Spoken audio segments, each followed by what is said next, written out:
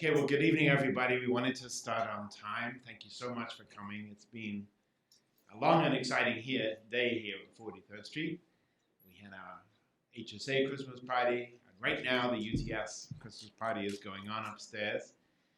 I'm really pleased that you've joined us for this broadcast alumni meeting. As you know, the key purpose for meeting this evening is to brief the alumni and the public primarily through this video cast and webinar about the current situation of UTS, and especially to seek input about the future of the Barrytown campus. We do have a brief presentation which Dr. Spurgeon is going to run through, and then as soon as that's over, the floor will be open for people to raise their questions. I believe so that your questions will be captured on video. This is not high tech here with 6 cameras. You will have to come up to the podium. But we have technology that makes you look more intelligent and more handsome than you really are. I don't know if it's working or not, but online it will look fabulous. So just come as you are. The reason for this meeting actually was suggested at the last UTS board meeting back in October. One of our board members, Dr. Ki-Hun Kim, who also serves as the board chair of the sponsoring church, indicated that he'd like to see an effort to engage the alumni and the public over what is, after all, quite a challenging issue, the future of the Barrytown campus in the second 40 years of UTS. But I don't want to do Dr. Spurgeon's work for him because he is prepared to speak to this issue briefly. So without further ado, let's welcome our president to begin this meeting. And once again, thank you everybody for coming. Let's give ourselves a round of applause. Okay, welcome to Alumni Worldwide. Hey. Right? Okay. We have 2,700 on our database receiving our newsletter and Cornerstone and everything, and 1,600 or more alumni. And they're everywhere, as I tell people, in America and all over the world, and not just in traditional ministry.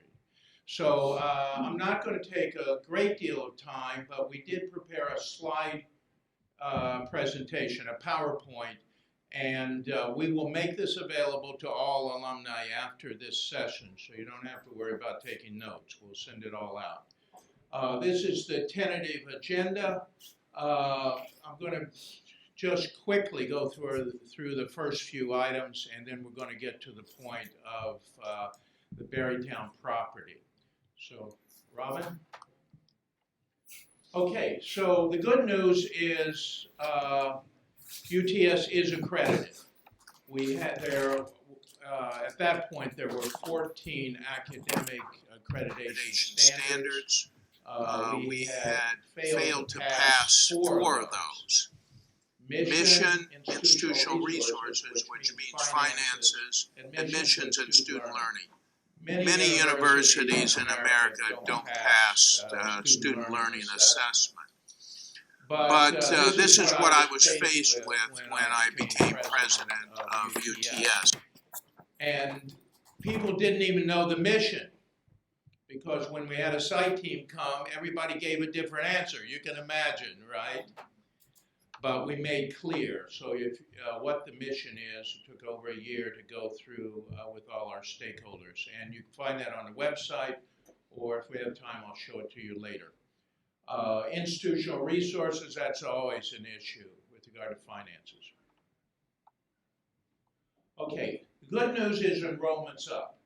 The unfortunate graduate school enrollment was way down. And for quite a few years, most of our graduate students are here in New York City at 43rd Street near Grand Central Station since 1999. And enrollment was way down. But for the last several years, it's been going up. I began in January of 2015. I have to keep signaling to Robin. They wouldn't even trust me with a button to push. See, the president's just a figurehead, that's all. Oh, yes, they want to cut me off, maybe. Okay, this isn't exactly right, but it's been going up. That's the good news. but not enough. We need to do more recruitment. Okay, we one major reason is we have a new instructional site in Maryland, and it's almost as large as the New York City Extension Center. And we're in the process of looking into other urban areas because that's where our major market is now. It's very different from when some of you alumni were at Berrytown. We don't have any boarding students anymore full time. Okay, Robin. Robin, I'm just going to signal you, okay? Then I don't have to keep saying your name. Did you skip a slide? Okay.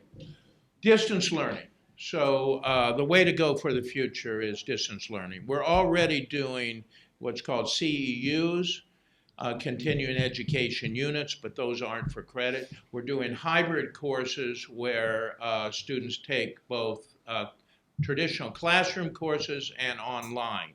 But we do not have approval for a full online program now, but that's what we're moving towards. We need approval from the state of New York and from our accrediting body, which is the Middle States Association.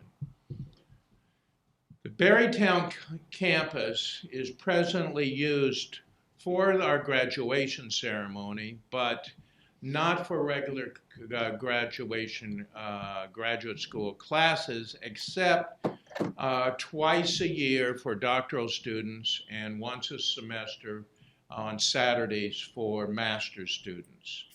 But the cost to maintain the property is very extensive. And in one sense, it's been a liability, but we're going to talk today about making it an asset. Okay, these are the real numbers.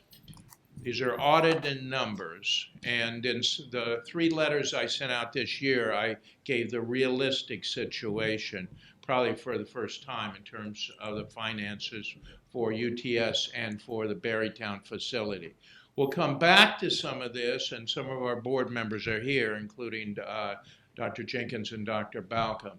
But this is the real numbers. Of course, there was an attempt at an undergraduate program beginning around 2012, but it just didn't work, among other reasons, because we did not get approval. UTS did not get approval for federal financial aid, and you can't have boarding students that can't get federal aid for domestic American students. Let's go to the next slide. Okay, these are the real numbers for this last audited statement that ended on June 30. And you can see that the facility, as everybody knows, in Berrytown is fantastic. But the main building especially is very expensive to maintain, even though we don't have regular classes there. We'll come back to this as some people want to raise some questions, but these are real numbers, 718,000. We have been doing some conferences and some rentals, but that's just over 200,000. We'll show those numbers later if you'd like them to know. But as you saw in my letters, we're losing over $600,000 on that property. Now that property should be supporting our educational mission, but it's taken away from it. I mean, what's our mission? Our mission is to educate students. So this is a problem, but we'll just, let's move on here.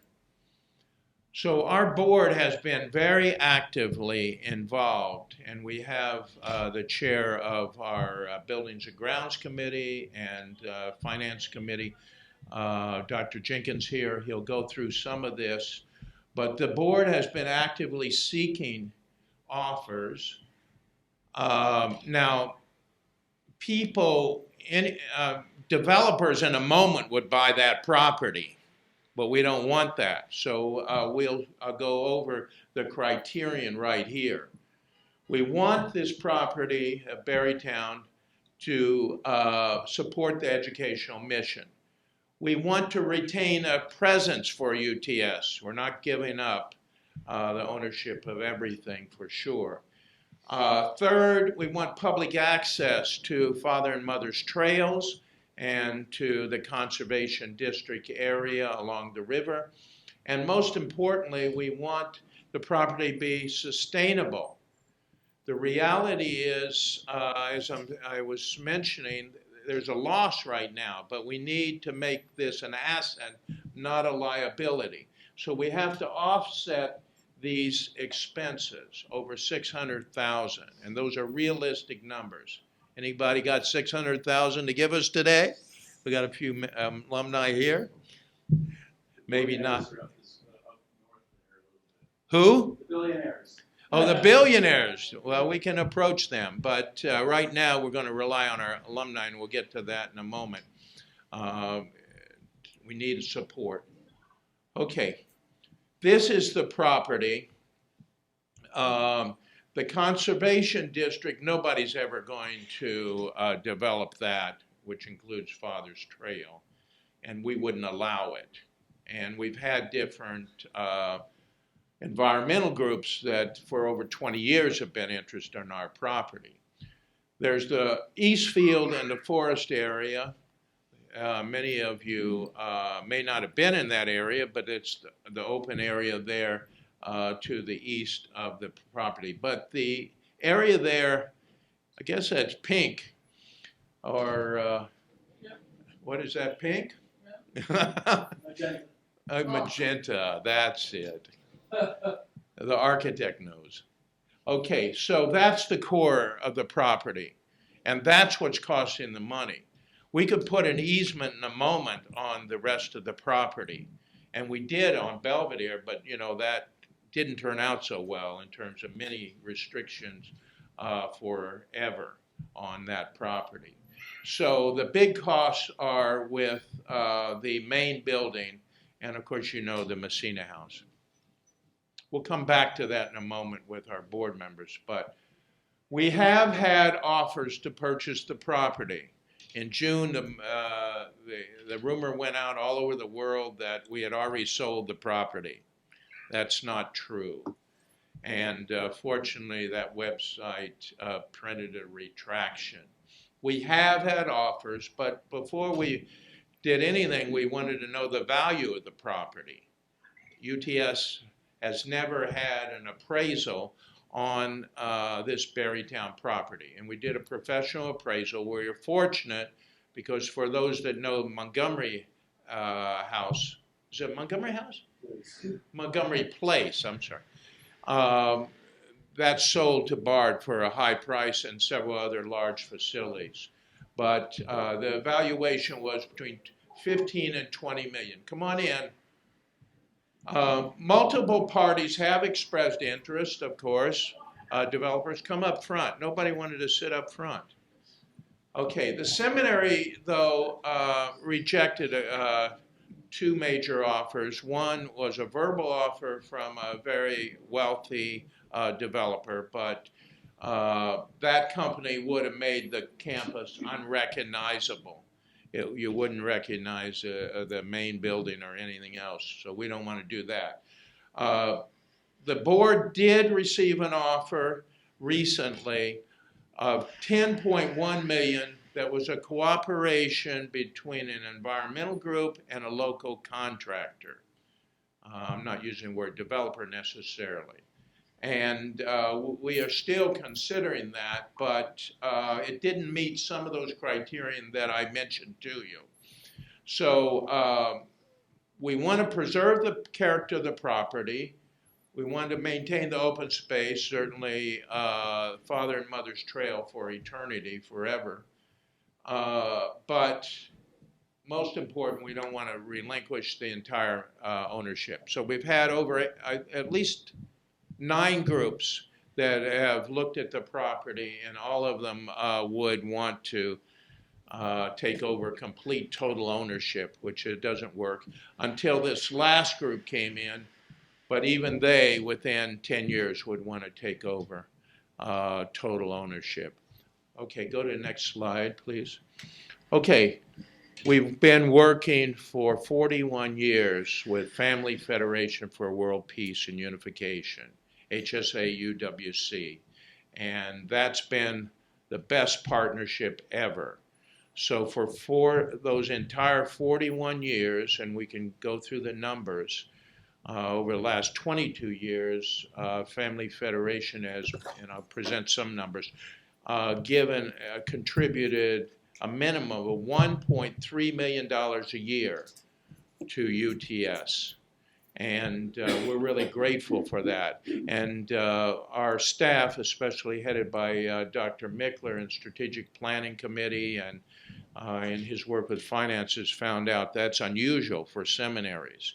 Even denominational seminaries, there's no church denomination giving that large a percentage of money for their seminary. Our Family Federation for World Peace and Unification, HSA, has been very generous, but we need others to step forward, and certainly alumni, and that's one of the reasons for this meeting.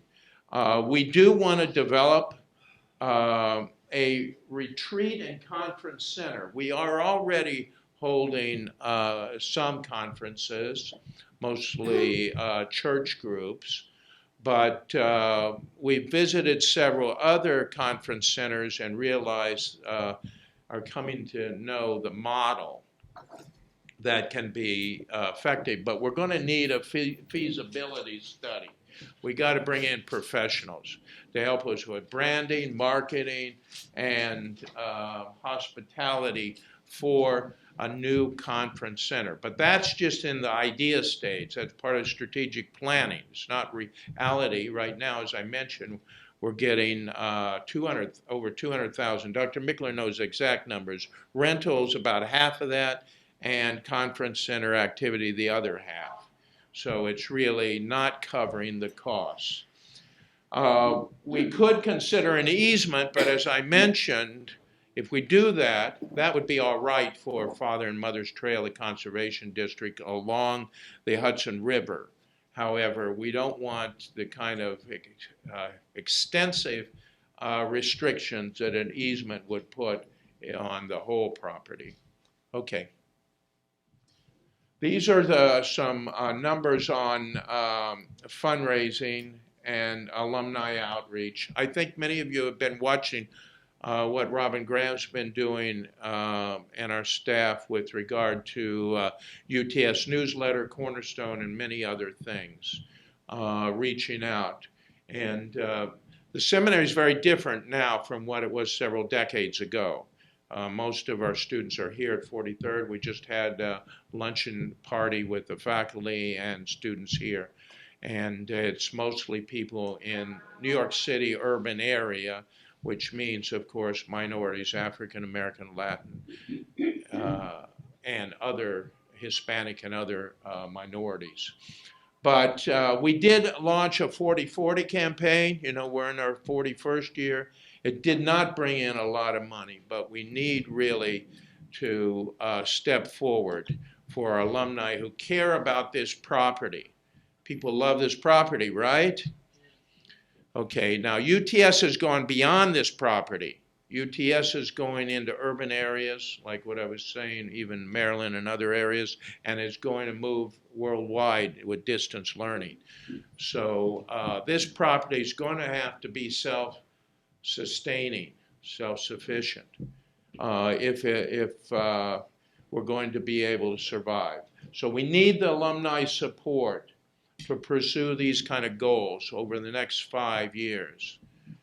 And we'd like to set a new goal for alumni based on the same number of $40 or more per month from every alumni possible. I have been meeting with alumni in America in many different cities, and we are working towards developing an active alumni association. I'm sorry the extent to which it hasn't always been so active, but I am on top of that, moving towards it.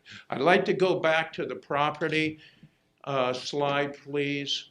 The map, referring to Robin Graham. Since I don't have the buttons for the PowerPoint, I've got to rely on the professionals. Okay, I'd like to ask Dr. Jenkins and then Dr. Balcom to come up and say a little about the property. On behalf of course, our sponsoring church, but also they're the leaders on our UTS board. Let's welcome Dr. Jenkins.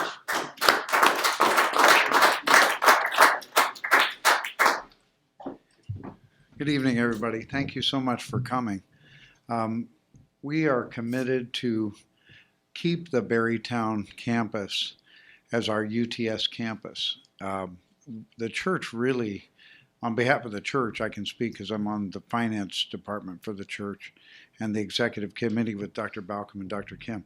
Dr. Kim and Dr. Balcom are totally committed to keeping that beautiful campus for church retreats, for education development. We envision the time will come again when our church will grow.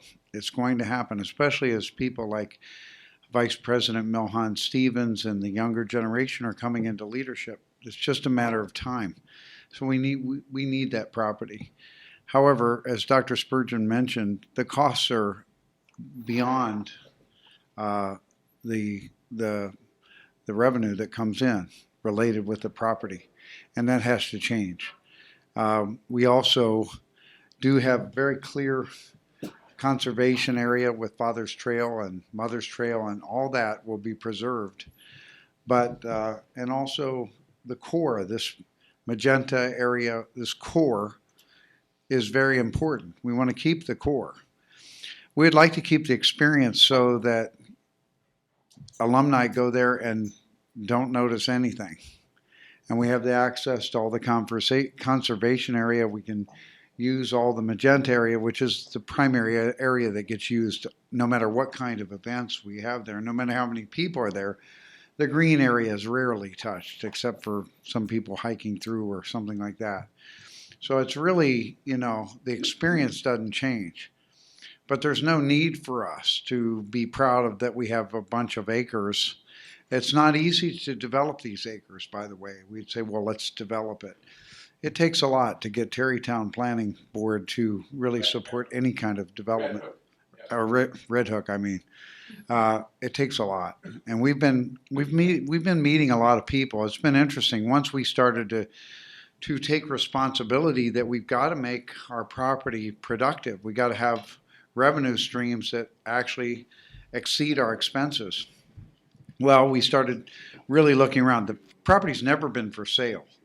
So people who put out the idea that we were selling or that we were sold, and those people had false information, and some of them had ill motivation. They didn't want us to succeed. They didn't want us to go forward. One thing I'd like to add to what Dr. Spurgeon said, it wasn't just we had 4, non-compliance conditions on accreditation and we did this and we did that.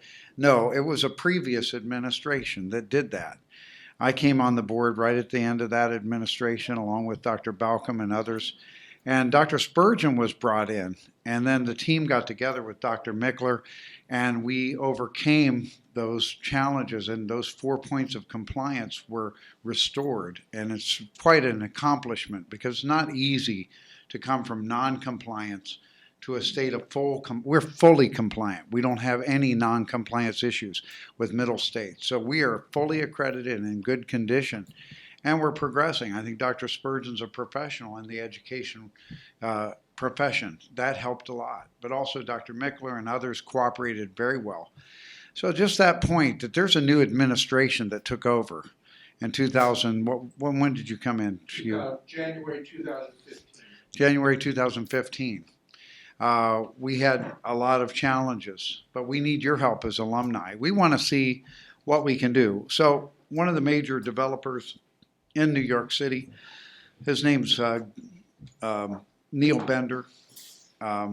He came forward because they were interested. They're developing areas along the Hudson in a way that really is productive. He has a lot of land in the Hudson Valley himself.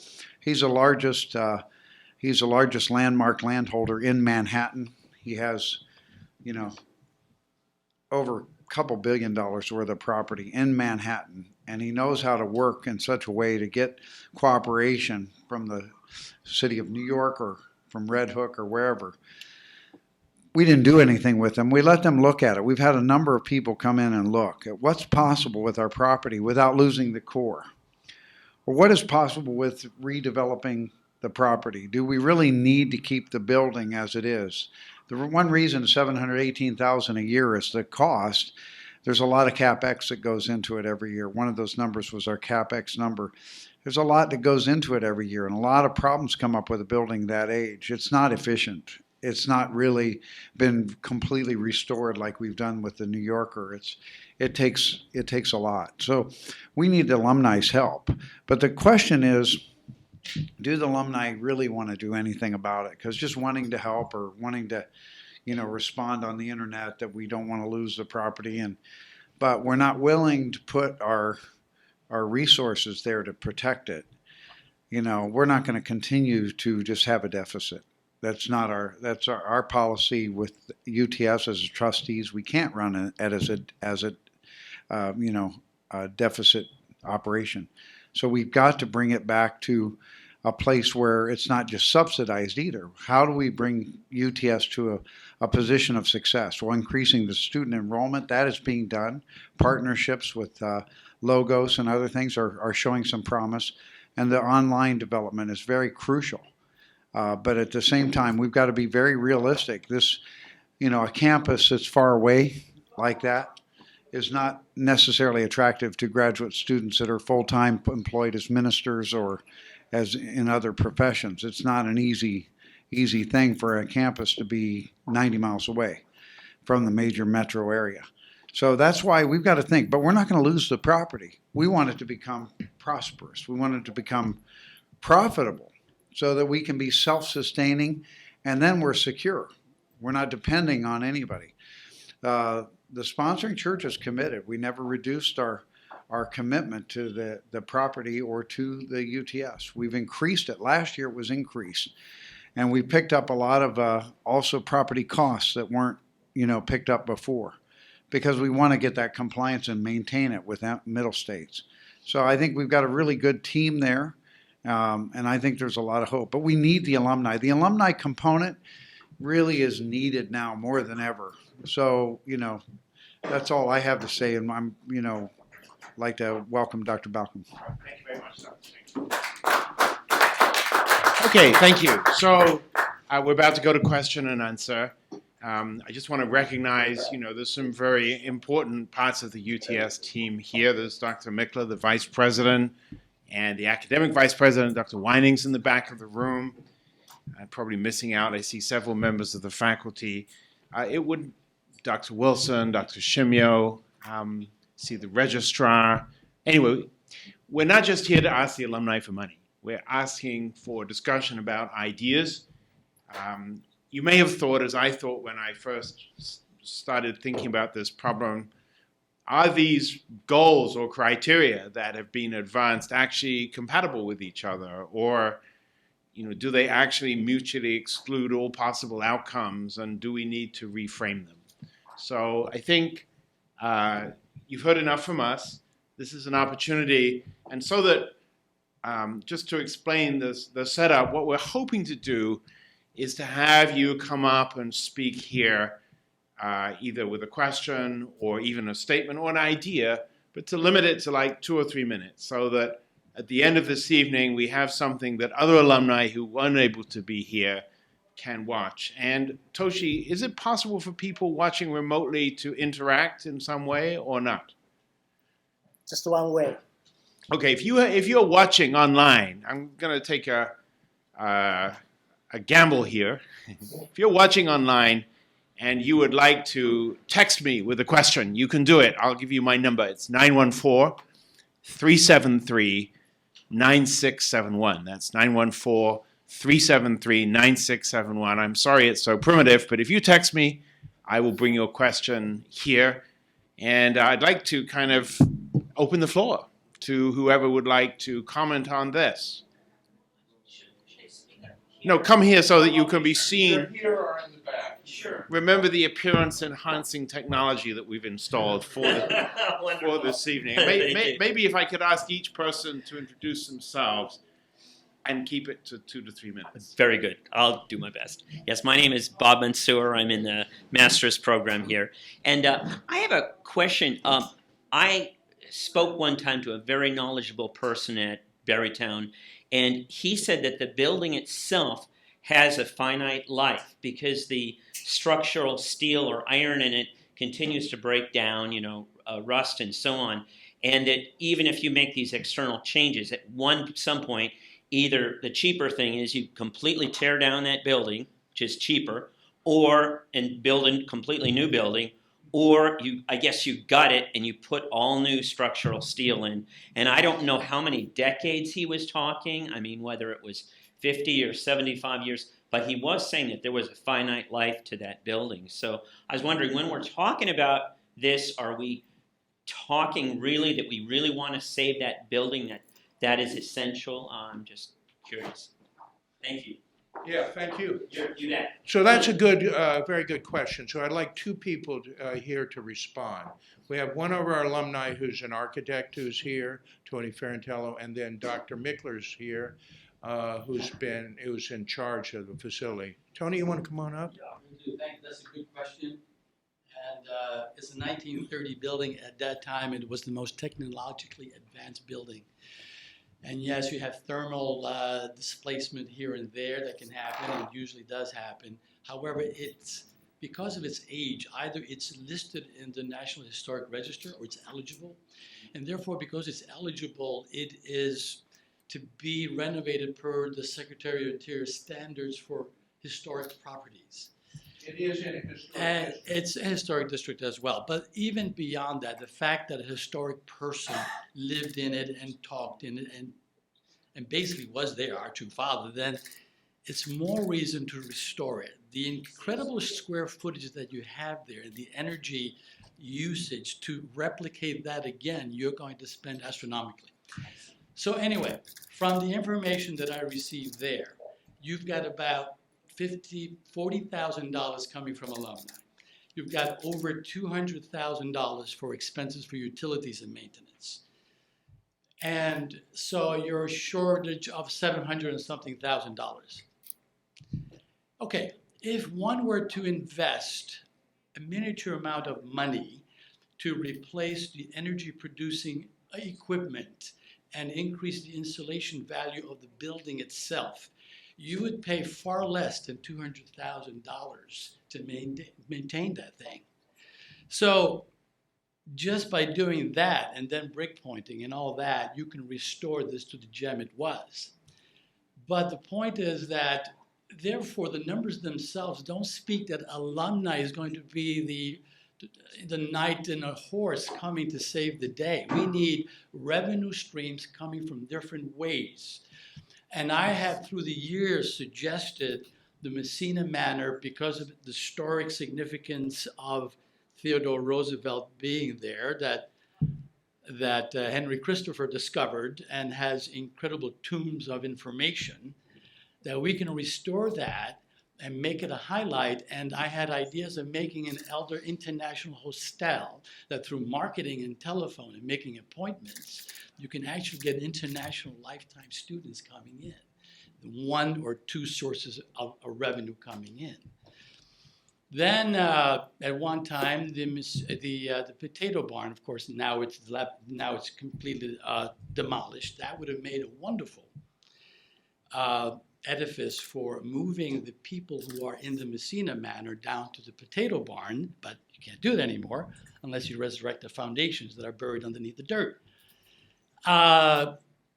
Restore the silo barn for an arts and craft activity and invite the public, as you want to invite the public to the conservation areas. But one thing, you have 30 abandoned or empty dormitories. Get the Veterans Administration to come in and lease that to people, to veterans, and let the VA pay. Now, that will not distract from the main goal and main purpose of the educational venue, but will be another source of money coming in. You're not abdicating anything to get a revenue source. And we have enough lawyers around to make that happen legally. But I identify UTS as the Barringtown campus. Yes, we're getting new alumni, but they're not living and learning in the Barringtown campus. We need them to be there. We have an incredible asset over there, incredible. If we just harness and we do the marketing of what we have instead of looking at it as a liability, we can definitely do a great job, you know? So I would venture to say, let's get our thinking caps on and resurrect the idea of revenue sources and marketing the assets that we have. Thank you. Thanks.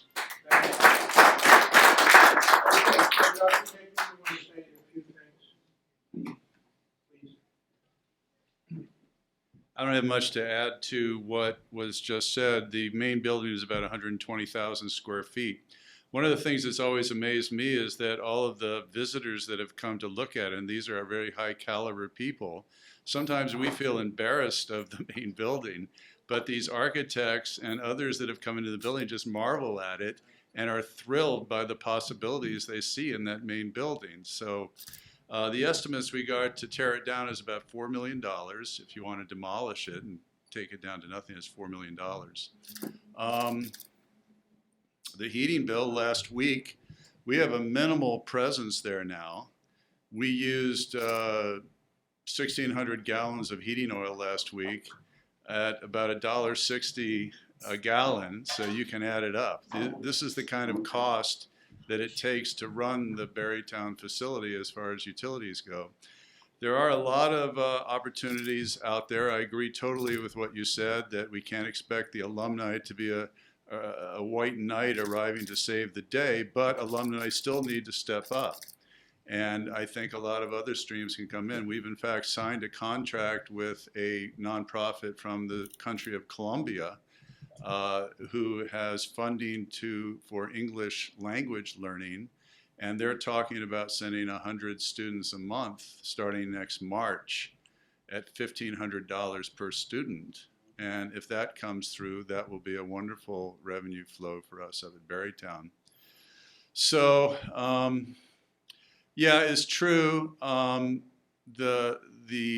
pointing on the brick needs to happen. Some of the piping is getting old. We just had a pipe from our well house to our water tower break down, $19,000 to put 700 feet of piping in there. That's an immediate problem. So we have these things come up. Also the inspection last year. Last year was a high amount because the fire inspector hit us on a lot of deferred maintenance. We had to replace a few roofs, and that's why our CapEx last year was so high. But this year the fire inspector came, and it looks like we're going to spend maybe 10 to 15,000 as opposed to over 150,000 we had to spend last year. So it's a wonderful facility. It's woefully underused currently, but everybody that comes to it has a great vision for it, not only us. So I think we just have to work professionally. I agree we get the feasibility studies, have some of the professionals come in and guide us as to the best uses, just as they've done with this building. I think this building is a great model. I think there's over 37 or so nonprofits renting here, and they have a lot of events happening. Okay. Yeah. International question? Okay, not yet, but I would like to recognize Dr. Donna Ferrantello. Remember, don't start talking till you get to the podium, so that you can get the full motion capture. Well, for time's sake, I'm handing something out. And if you look at number 2, I think a new way to implement revenue would be to do professional fundraising outside of alumni and members to philanthropic individuals. And let's take an example of how other organizations have done that. How many people are familiar with Walden's Pond property in Massachusetts? A few years ago, they were in danger of losing that historic property of Walden's Pond to developers who wanted to build housing on it, and that would destroy the usage of the property. Because they were in such financial straits, they considered losing that property. But a last-ditch effort was that they went out to connect with individuals. And they connected with a man named Don Henley. How many people know Don Henley? He's a famous musician. He has a band. He happens to have a passion for nature. And also he was familiar with the writings of Henry David Thoreau. So he donated several $1 million to the Thoreau Society.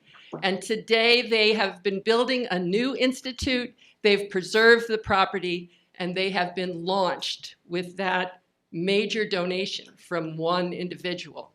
So, you know, I researched a couple of years ago seminary websites, and seminaries have been hiring not just one, but 2 development people, because they know that is the game to play, to find philanthropic monies and grant monies.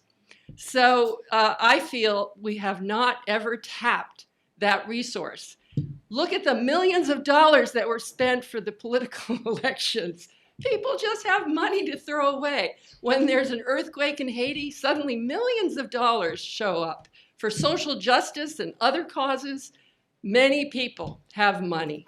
So we need to have some kind of an officer or a team who can go out, and one way to market our seminary would be to use our major goals and our themes: world peace, religious freedom, reconciling cultures and religions. That would be a way to find a like-minded individual. Just like Don Henley had a passion for nature, there are people who have a passion for peace, social justice, and religious freedom. So that, I think, is a major avenue that could bring in funds. Thank you.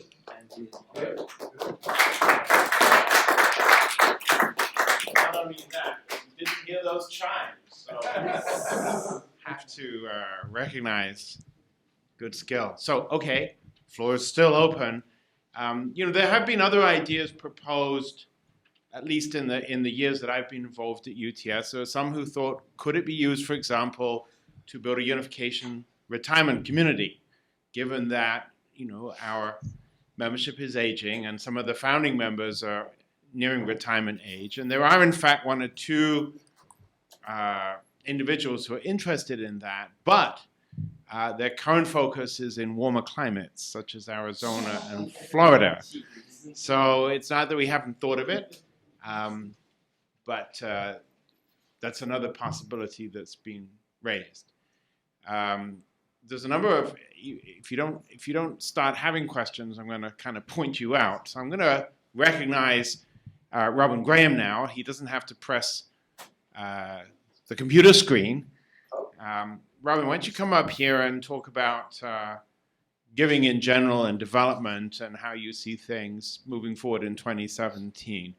Meanwhile, I'd like, if you think you have a question to be answered, can you indicate? You know, you could raise your hand, or it could be like an auction where you just discreetly scratch your ear, or some other means. Robin Graham, class of 1980. Very proud. I think that's actually the best class of all. Henry, is that the best class? John Kung, best class. Oh, it must be. 1982. Well, that tells you a lot, actually. So we're very proud of who we are and our classes and our connections. Asking alumni for money is actually quite hard, because usually you get a question, well, where's the money going? You know, and I think some of it is historical. It's, you know, maybe misuse, or maybe that's a bit too hard, you know, not well allocated money. People like to know that it's going to a good purpose. And I think if, as being suggested, forward vision is very, very important for people. You know, is it an investment, really? Are we paying the bills? You know, nobody likes to pay the bills from the past, really. I don't. You know, you have to do it sometimes, so okay. But actually, if somebody said, we have something which we're investing in for the future and it's going to have some payoff, that's very interesting. Personally, I feel better about it, even for the sake of others, even if there's no gain for me. So I think just keep that in mind. What is the vision? what's the overall purpose? And I think sometimes in any kind of movement or in any kind of institution, like Dr. Spurgeon said, when they came to find out, what's the mission of UTS, they got, 20 different answers. So lack of clarity, of vision. So of vision and purpose, what we're doing, where we're going. I think we need to tighten all of those things up, and that helps people gain confidence. It helps people, well, doesn't that ring true? If somebody knows what they're doing, you feel just confident in them. So that's very clear. I think one thing we did explore and are kind of just playing with, if you like, is a scholarship program. One of the things which was always very interesting for me is that the founders, they asked us to actually, as alumni, to help sponsor the future students. Do you remember that? I think it's a good idea. It's not... Just the class of It was just the class of 1980, I see. I think it's a very valid point. There's something good about sponsoring another student. Who's a student here? Current student. Would you mind if somebody sponsored some of your study? Would you kind of say, no, okay, And actually, even in terms of relationship, alumni or alumnus to current students, there's a tremendous wealth in our alumni, those who are here. Many may be hopefully online. We are in so many broad areas of society. So building relationships with current students and future students is going to be important. So I want to keep going. No, I won't. I'll stop there. But it's, I think there's hope, but we need clarity and very, very specific vision moving forward. It has to have that. Now, on the slide about conservation and the preservation of the historic trails and the landmarks, one person who's done a lot on that aspect and was successful in getting Father's Trail publicly recognized was Henry Christopher, who's been leading the way with community relations. So I'd like to invite Henry to come and speak to that issue of preserving the historical access and historical. So welcome, Henry. Thank you. It's true, I worked for a number of years doing community relations in Red Hook and the area in Berrytown. And the purpose was always to try to help UTS and our church take a active presence in the community and to serve the community. And there's so many benefits in that the community would appreciate what we're doing and see that it's all altruistic, that we really care about being a good partner in the community. And at the same time, we discovered that Red Hook and the people in Barrowtown loved our campus. They have so many stories about it from the days when it was in the hands of the Christian Brothers and how welcoming the Christian Brothers were to them to go to their Christmas parties and events and to worship in the beautiful chapel. And so we started to try to find ways to welcome the community also. And we made Father's Trail into a New York State, part of the New York State Greenway Trail, which it currently is. And I hope we renew that. We haven't actually renewed that status with New York State, but I think we ought to. But the point I always felt was that through working with the community, and I found out that in spite of what may have been the impact in our mind over many years of the negativity of Reverend Moon in New York State, New York City, and in the United States, that actually the people in Berrytown and Red Hook were so willing to take us for what we wanted to give to the community and trust us and believe in us and work with us. And always I felt like this is the way to show to them that Reverend Moon is a good man, because we are like the fruits of his work. And through us and through UTS and their presence there, that we could show that. And I don't think that has changed.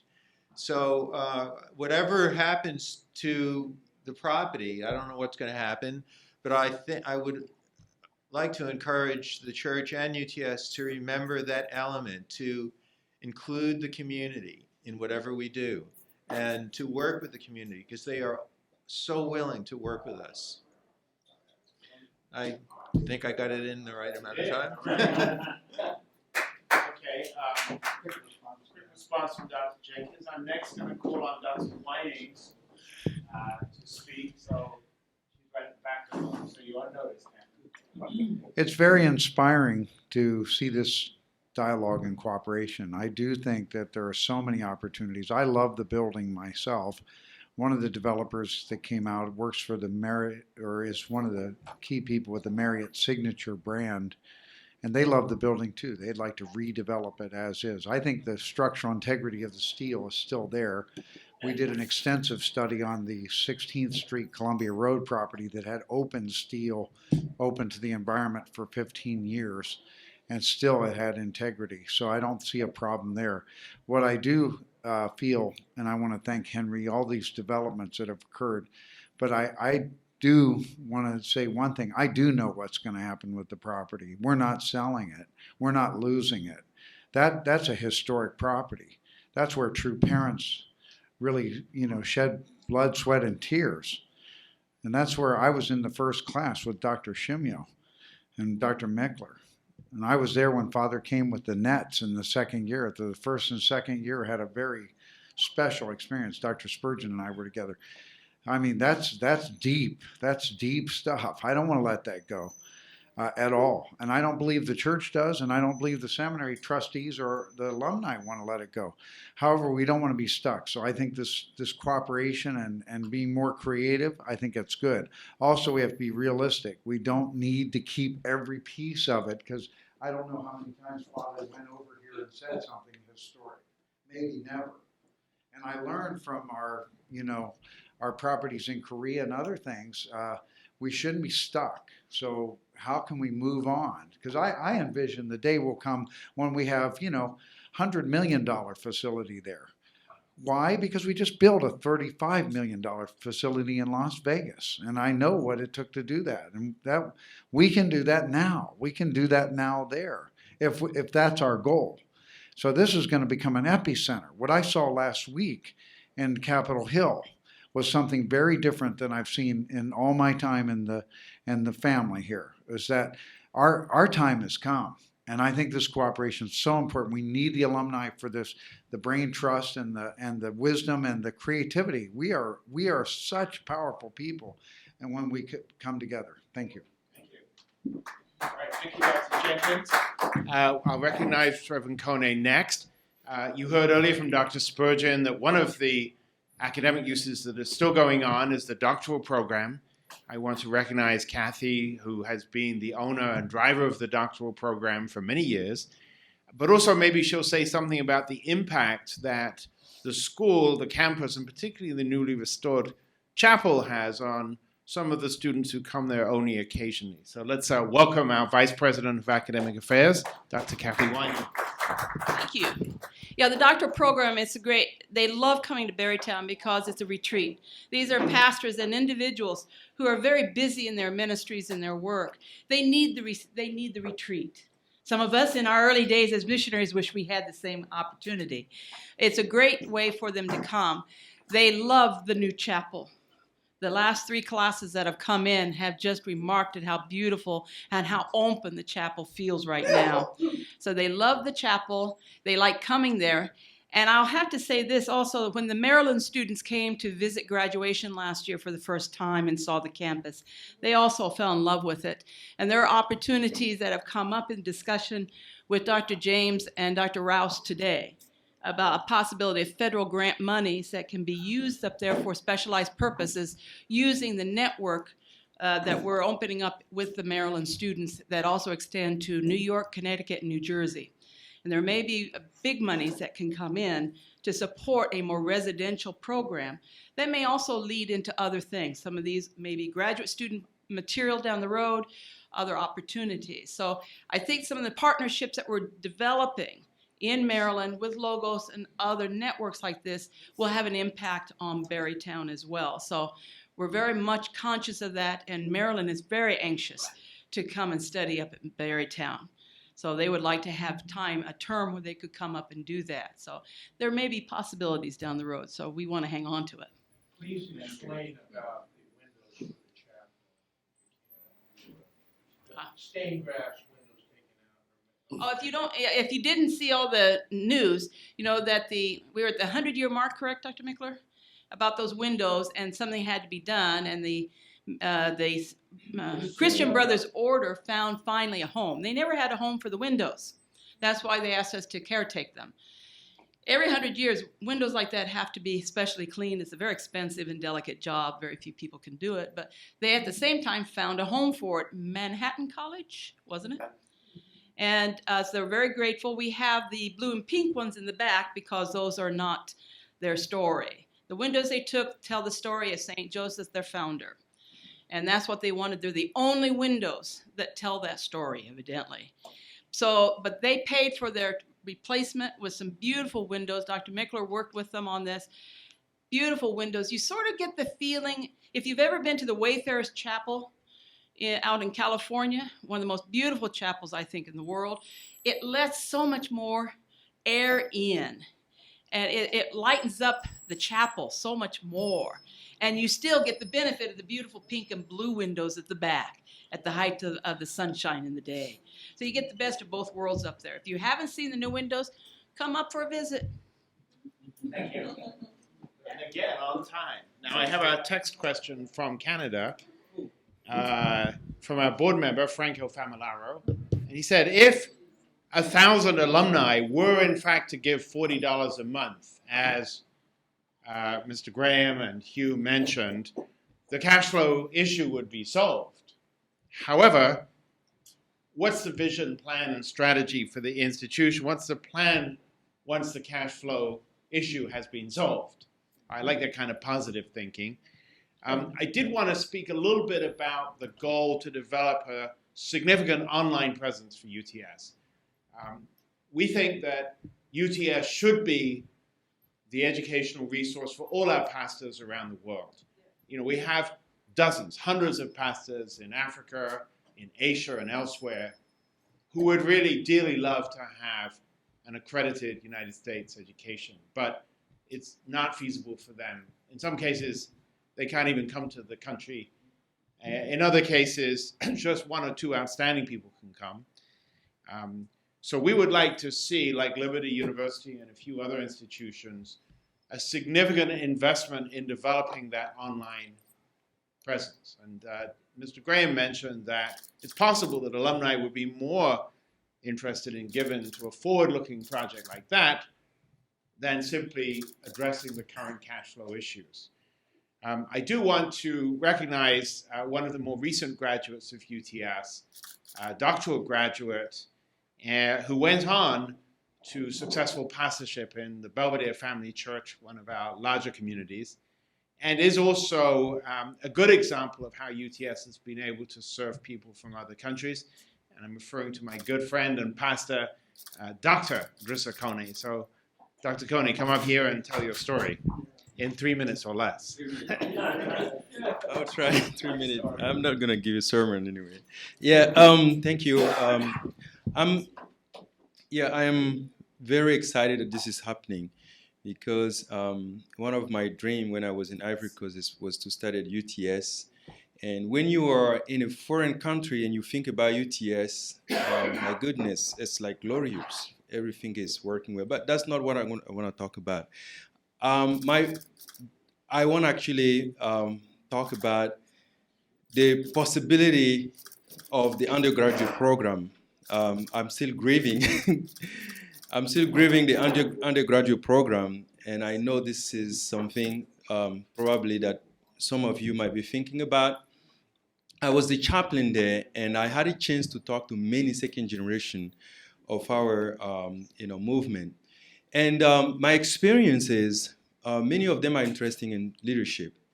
But, in an undergraduate experience, many young people are still trying to find themselves. And specifically, our second generation, they're struggling with who they are, what their faith is all about, and where this is going. And sometimes when they find themselves in a different environment, it's very challenging. Many of them actually, will definitely go in the opposite direction because they don't have an environment where they can have time to reflect and be supported by mentors. So, I'm sorry. So my question is there any hope that the undergraduate program will be back? And if that's possible, is it still possible to use the property for that? Even if it's online, part-time online and other things. So that's my question. And I think I'm gonna stop here. Thank you. All right, thank you. So I will just say briefly, the undergraduate program was suspended 2 years ago. And as you heard from the president, one of the kind of fatal weaknesses of the program as it stood then was that unknown to the board, the federal government, Department of Education, had denied approval of the program for funding. That was kind of a very serious issue. However, we've retained the issue to the ability to provide undergraduate education. I think a good person to comment on that a little bit more would be Dr. Keisuke Noda, who had just raised his hand, so I'm going to ask him to come up. After that, it's already 7:30. I personally will have to leave in about 15 minutes. I'm going to hand over emceeing to Hugh after this. Not only is Dr. Noda a great information specialist, teacher, but he's also a pretty good fisherman, so I like him a lot. Yeah, I'm not going to speak about undergraduate. I'm going to speak about something else. And since I'm a philosopher, I throw you some crazy idea you have never thought about, but that's good, and to keep your brain fresh. Okay? So, you look at the numbers. We are spending $500,000 to the property we are not use. Then the question came up in my mind is what is really an institution? Is an institution a function? And a function has to bear fruits. So if instead of spending $500,000 to the property, why don't you spend $500,000 to the institution itself and let it flourish here in Manhattan? And I have a student from the embassy in my class. We are really operating at the minimum level. We have no space to invest more. But think about it. Every year, if you spend $500,000, invest, do the function of the institution here in Manhattan, you may see the father, the vision, the dream as reality.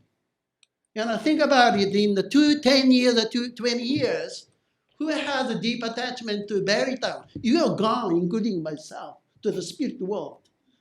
That within the 20 years, those who are sitting in here are those who studied at here. So they have an emotional attachment here, this building, rather than Barrytown. Think about it. You carry Barrytown with you to the spirit world, including myself.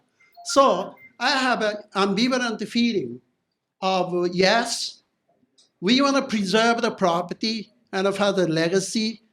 And I have a deep attachment to that net father built, an emotional attachment. At the same time, I feel like if we spend that money and give up the property entirely and build a new seminary here in Manhattan and see the flourishment of Father division, after we go to spiritual world, what Father would say? I think Father said, you have a courage to open up a new ground and you inherited my spirit. That I think Father will say. And that's what I learned from Father the fishing. So.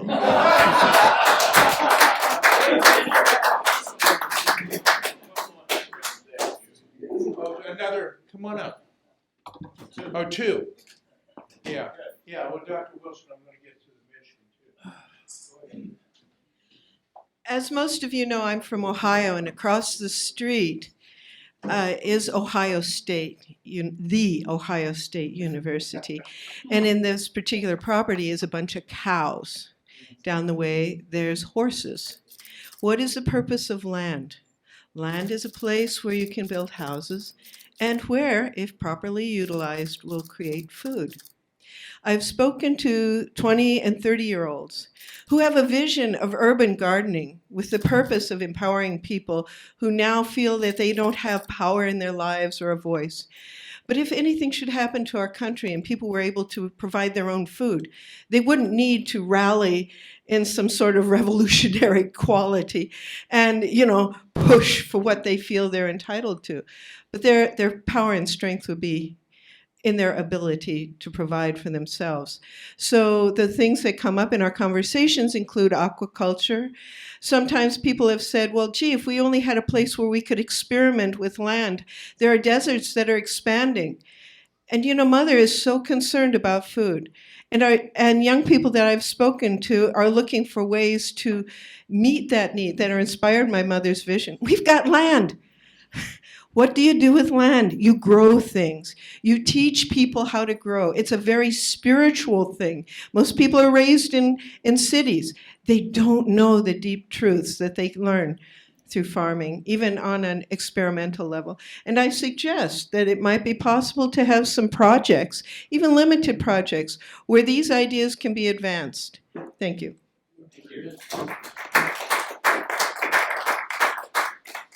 Okay, thank you. Dr. Wilson will be the final comments, and then I have to say, Dr. Noda stole much of my thunder because I was thinking of saying, Dr. Noda stole some of my thunder because I was thinking of saying the same thing, and I realize it's a kind of contrarian point of view. I'm very grateful that the Unification Church wants to support continuing the property, but I'm not sure it's wise to do so.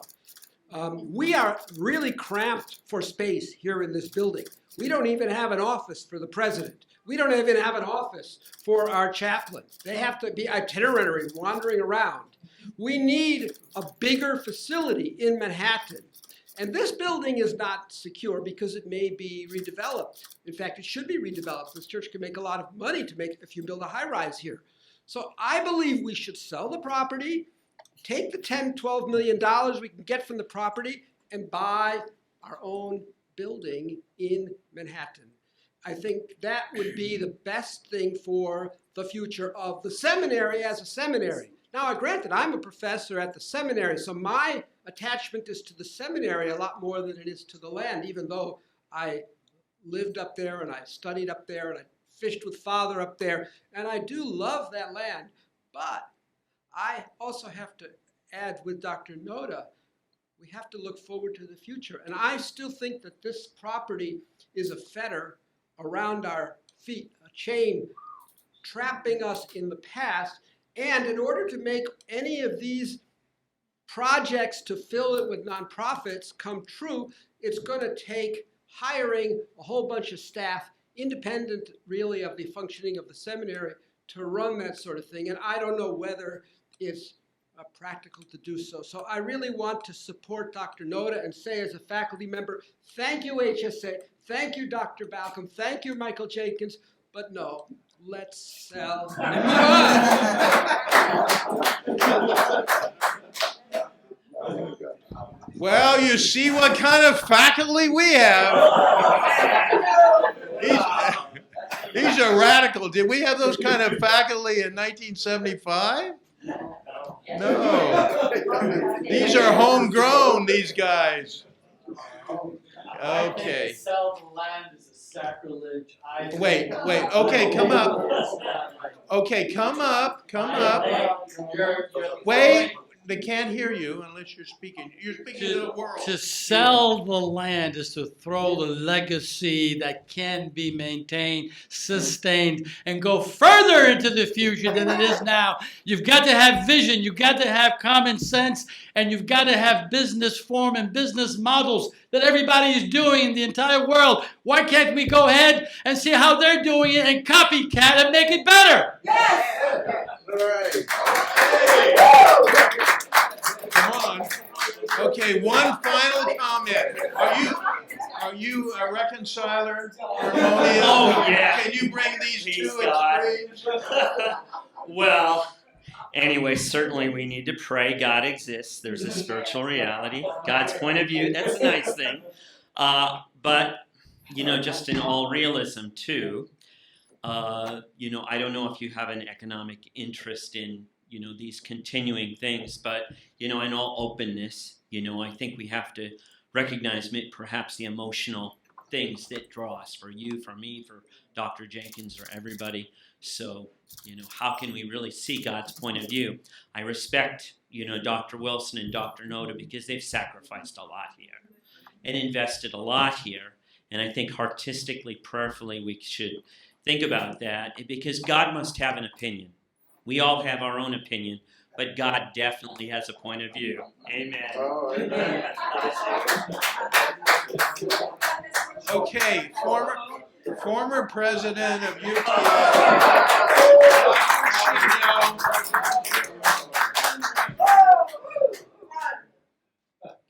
Well, I'm a supporter of the idea of maintaining, keeping the property. But just for your knowledge, for your information, I want to tell you something about how this logo was created. When I was still in charge of UTS, we made this logo of UTS, and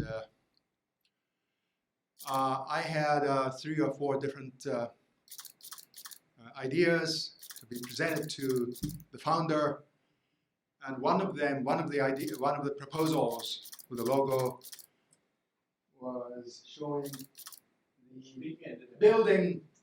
Okay, the main building of the UTS.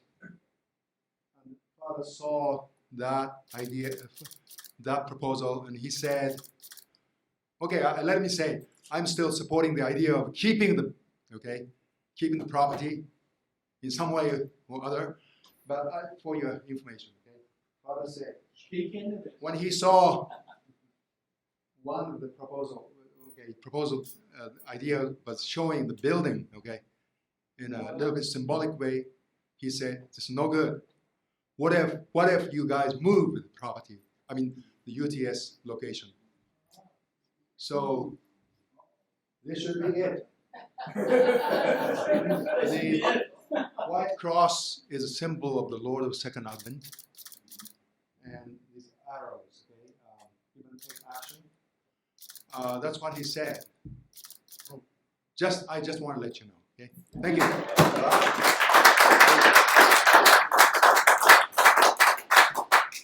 Well, that was a calm spirit.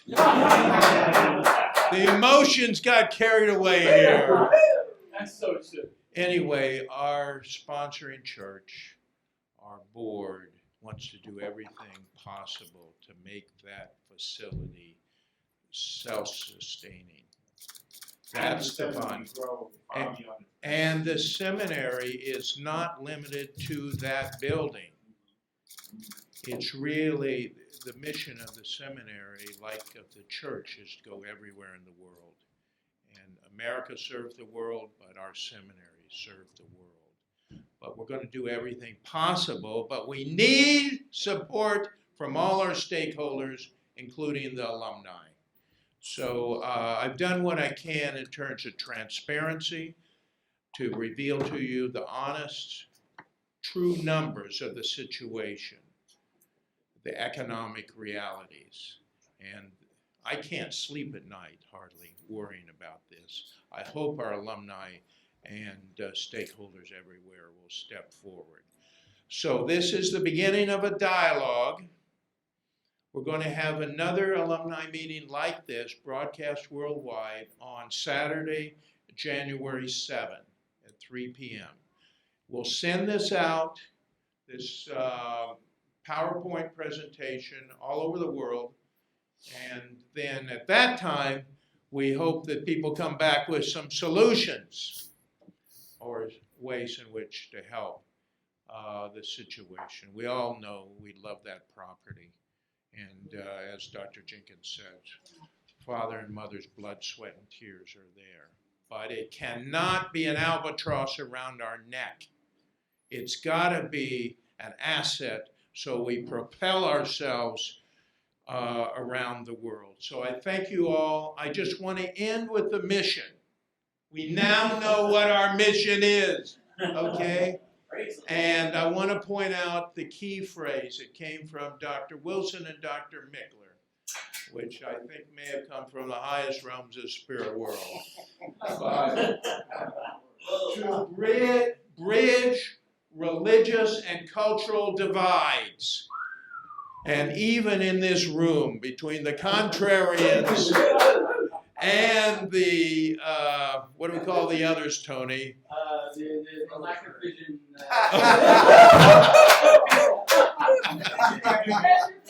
Oh, preservationists.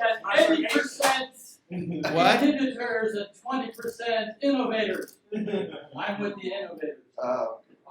Okay, we're all innovators. We all joined a radical movement, and we're going to move forward. Thank you for coming, everybody here. There's refreshments, and next time we'll expect more people, not just in person, but online. Thank you, and we thank our chairman and our board member, Dr. Jenkins, and our faculty and everyone. So thank you very much. Thank you, everybody. I hope you won't find it out of the tradition of UTS if I invite you to rise and we'll close in prayer. Let us just offer a moment of prayer. Our Father in heaven, our loving heavenly parent, we gathered here this evening to discuss the future of your seminary, your school. We pray, Father, that you can show the way for this seminary to fulfill your dream and your expectation. Thank you for each of those who came this evening, the administration, the faculty, the board members, the students, the alumni. We love UTS. We want to see it prosper for 40 more years and beyond. And we offer this small beginning to you with deep appreciation in our own names. Aju. Okay, thank you very much, everybody. Take a picture all together? One picture? Yeah, let's take